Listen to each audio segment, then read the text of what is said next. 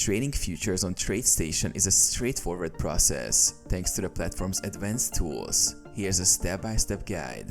Open and fund your account. Create a TradeStation account. First, ensure you have a futures-enabled TradeStation account. Sign up at TradeStation.com and complete the application. Fund your account. Transfer funds to your account to cover margin requirements for trading futures. Access the futures market. Log in. Use TradeStation's desktop, web, or mobile platform to log into your account. Select Futures Market. Navigate to the Futures Trading section.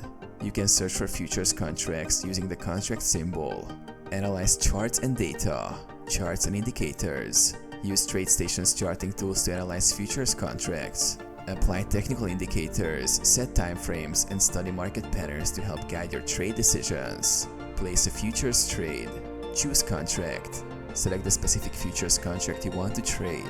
Place order. Click buy or sell based on your analysis. Select the order type, specify the contract quantity, and confirm. Monitor and manage trades. Track orders. Monitor open positions, set stop losses, and adjust trades as needed. You can also review profit and loss in real time.